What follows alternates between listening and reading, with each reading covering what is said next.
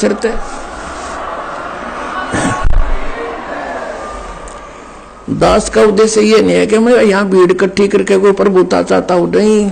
दास परिचित हो चुका है, यहाँ की नकली प्रभुता, फोकट प्रभुता हमें नहीं चाहिए।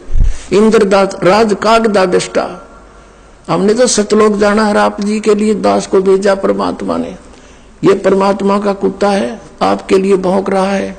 आप धनी हो, आपके लिए सारा खाड़ा हो रहा है, और कुत्ते के भौंकने से जो जाग जाता है, अपना धन बचा लेता है और फिर भी गफलत करता है, उसको बहुत धन हानि हो जाती है। जिस कार्य को करने के लिए स्वयं परमेश्वर आए थे 600 वर्ष पहले, और इन नकली गुरुओं ने उनके साथ दुर्व्यवहार करवा दिया था, जनता को पीछे लाके, ये झूठा है, ये कपटी है, ये बदमाश है, ये हमारे देवताओं की निंदा करता है, कबीर इसको मारो मारो, जुल्म गुजारे थे परमात्मा के साथ। और वही स्टार्टिंग दास के साथ कर दी थी, क्रोथा कांड करके। लेकिन आज जनता शिक्षित है, पहले सदग्रंथों से परिचित नहीं थे, उनका दाव लग गया था, लेकिन अब इनकी दाल गल नहीं सकी, वो पहले से कई गुना संगत बढ़ गई। और जितने भी दास के शिष्य थे, एक भी नहीं हिला वहां से, टस से मस नहीं हुआ, क्योंकि ये सत्य से परिचित थे। तो पुण्यात्माओं, ये आज जो अमावस्या का दिन है, ये वो शुभ दिन है जिस दिन दास को ये अनमोल ज्ञान प्राप्त हुआ था। ये आपके लिए भी वरदान है और दास के लिए भी वरदान है। जिस कार्य को करने के लिए स्वयं परमेश्वर आए थे और वो सेवा इस दास को दे दी। हे पुण्यात्माओं, आप भी उस मालिक के बच्चे हो। सभी विश्व के जितने भी मानवधारी प्राणी हैं या अन्य योनियों में प्राणी है, आपके भाई बहन हैं। इस काल ने हमें डिवाइड कर दिया, हिंदू नारे बना दिए, मुसलमान अलग बना दिए, सिख ईसाई जानी जैनी नारे, लठम लठा। ये हमारी दुर्गति कर रहा है। ज्ञान को समझो, और आपका कर्तव्य बनता है आपके निकटतम जो भी जिसने ज्ञान सुहाव है उसके सामने चर्चा जरूर करे। जिस काम को भगवान करना है और वो हमें दे दिया। अब जिस कार्य को बाप करता था और वो बच्चों से कहे कि बेटा अब तुम भी सहयोग दो, तो उन बच्चों का कर्तव्य बनता है अपने पिता के उस काम में सिर धड़की बाजी ला कर सहयोग दें। तो अब आपने भी ये कोशिश करनी चाहिए, दास का सहयोग दें। और हमारा पहला विधान है कि आवत गाली एक है, उल्टा हो अनेक, कह कबीर ना उलटियो, रह एक ही एक। अब जैसे परमात्मा जहां पर भी जाते थे और गालियां देते थे, परमात्मा शांत खड़े रहते थे। कुछ देर वो बोल बाल लेते थे, अपने महिमा सुनाना शुरू कर देते थे, फिर बैठकर ध्यान से सुनते थे, फिर आशीर्वाद लेते थे, उनको सुख होता था। लाखों की संख्या में परमात्मा के 64 लाख से हो गए थे। उसमें भारत की आबादी मुश्किल से 4 करोड़ होगी सन 1398 और 1518 के बीच में। और भारतवर्ष बहुत लंबा चौड़ा था। अफगानिस्तान, बलोचिस्तान, पूर्व पाकिस्तान, पश्चिमी पाकिस्तान, इराक, ईरान, ये सारे इस भारतवर्ष में ही थे। और उस समय 4 करोड़ आबादी होगी हिंदू और मुसलमानों की, और उस समय 64 लाख से सो जाना कोई बालकों का खेल नहीं है। उनकी समर्थ की समर्थता है। और आज तो मीडिया और सब कुछ अपने पास है, और जरा सा मीडिया ध्यान कर लेगी इस बात पर, आना तो पड़ेगा इस लाइन पर। आज तक मीडिया क्या कमाई कर रहा है? ये झूठा ज्ञान प्रचार करवा रहा है नकली गुरुओं संतों से, इनका तो शहर चला रहा है। यह किसी की राजनेता की कुछ भी बकवाद है उसको सुना रहा है। और इस तत्व ज्ञान को सुनाओ तो इनका भी कर्म सुधरेंगे, इनके संस्कार अच्छे बनेंगे, और जनता को ये शीघ्र ज्ञान प्राप्त होगा, कल्याण जल्दी हो जाएगा। ये चाहिए इनको करना, बाकी परमात्मा कराएंगे। वो तो समय आ गया है। अब कहते हैं गुरु बिन माला फेरते, गुरु बिन देते दान, गुरु बिन दोनों निष्फल हैं, चाहे पूछो वेद पुराने। सतगुरु के उपदेश का लाया एक विचार, जय सतगुरु मिलते नहीं जाते नरक द्वारे। होय होय। अब देखो क्या बताते, इस दिन की कितनी महिमा बता रहे हैं परमात्मा। सतगुरु के उपदेश का, गुरु से उपदेश ज्ञान मिला और नाम मिला, इसका ईब लाया एक विचार। और जय सतगुरु मिलते नहीं हम जाते नरक द्वार।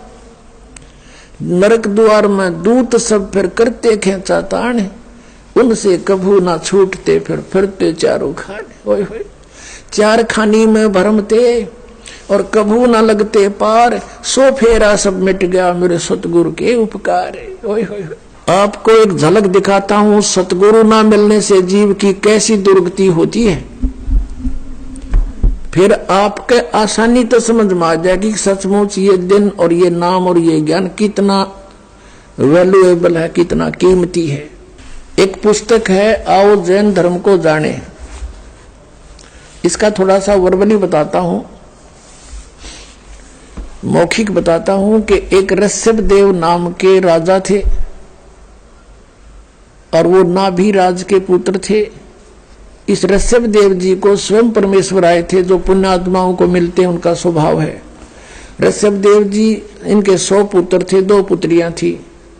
उनमें से एक भरत नाम का पुत्र था। तो परमात्मा ऋषभ देव को मिले थे। कहते हैं ऋषभ देव का आया कवि नाम में करतार, वो कबीर देव नाम का करतार वहां आया था। ऋषभ देव को मिले थे, उनको समझाया बच्चा तुम साधना गलत कर रहे हो, मनुष्य जीवन पाकर भक्ति करनी चाहिए, साधना करो, भगवान की भक्ति करो।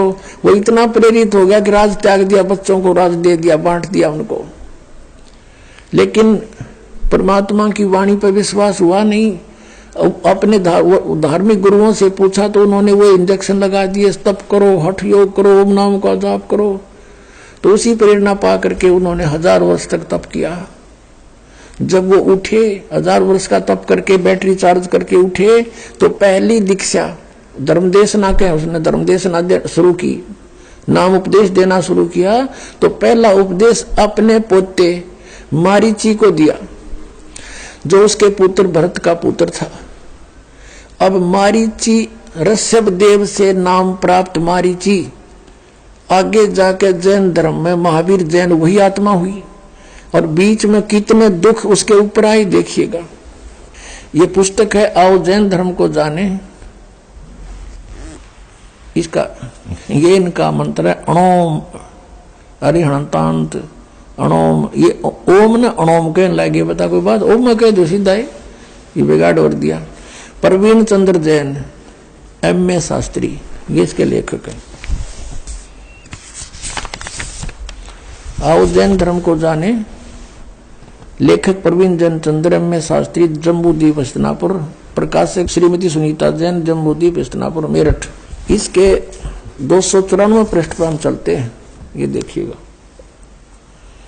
आओ जैन धर्म को जाने 293 पृष्ठ पे विशेष प्रकरण है। श्री महावीर भगवान के अन्य कौन कौन से नाम हैं?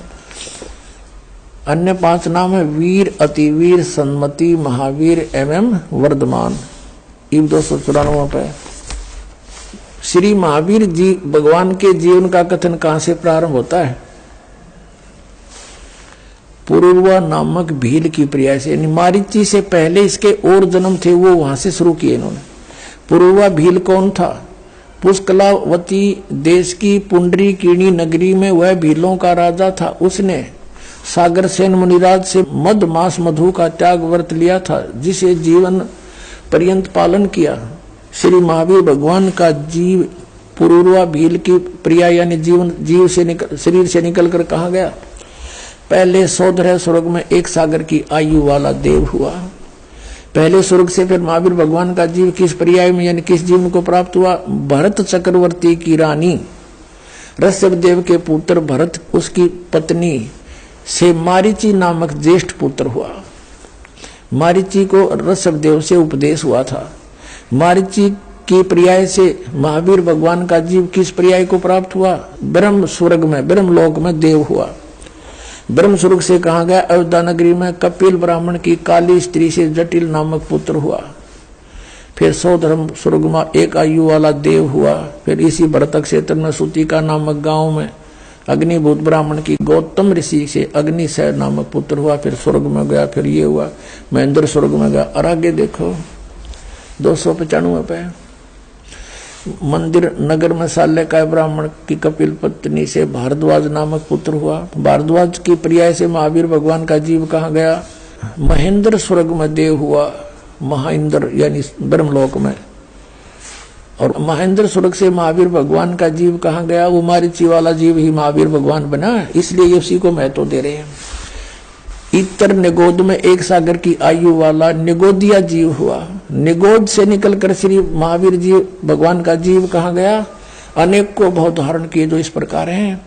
1000 आख के वर्ष के भाव, 80,000 सीप के भाव, 20,000 नीम वृक्ष के भाव, 90,000 बार केली यानी केले के वृक्ष, 3,000 बार चंदन के वृक्ष, 5 करोड़ बार कनेर वृक्ष के वृक्ष, 60,000 बार वैश्या के शरीर, वैश्या के जीवन, और 5 करोड़ बार शिकारी देख काल नो कर्म फुड़वावे है, और 20 करोड़ बार हाथी, 60 करोड़ बार गधा। ओ तेरे की हे भगवान है, 60 करोड़ बार गधे के जीवन, 30 करोड़ बार कुत्ते के, ये तो एक एक बतेरा गणित जरूरत को ना है। 60 करोड़ बार नपुंसक के भाव, 20 करोड़ बार स्त्री के भाव, 90 लाख बार धोबी के भाव, 8 करोड़ बार घोड़े के भाव, 20 करोड़ बार बिल्ली के भाव, हो तरेगी 60 लाख बार गर्भपात से मरण, और केवल 80 लाख बार देव प्रियाओं को प्राप्त हुआ। 40 देवता पढ़ने जब गधा बन के खड़ा हो गया, बाढ़ में जाओ यो 60 करोड़ बार गधा, और कुल 80 लाख बार देवता हुआ। आगे क्या हुआ? फिर कहाँ गया? राजगृह नगर में स्थान ब्राह्मण का हुआ, फिर ये हुआ, फिर ये हुआ, फिर महास्वर्ग में गया, फिर त्रिशपुर नामक नारायण हुआ, त्रिशपुर नारायण से फिर कहाँ गया? फिर 7वें नरक में गया। यह कसर हो रही थी नरक में, 7वें नरक में गया। नरक से फिर महावीर भगवान का जीव कहाँ गया?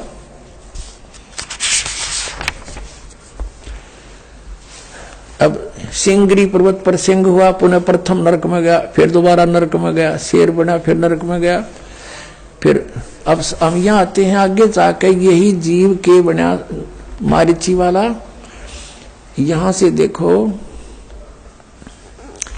जम्बूद्वीप के छतरपुर नगर में नंदीवर्धन राजा की वीरवती रानी से नंद नामक पुत्र हुआ। नंद का जीव आगे किस पर्याय में गया?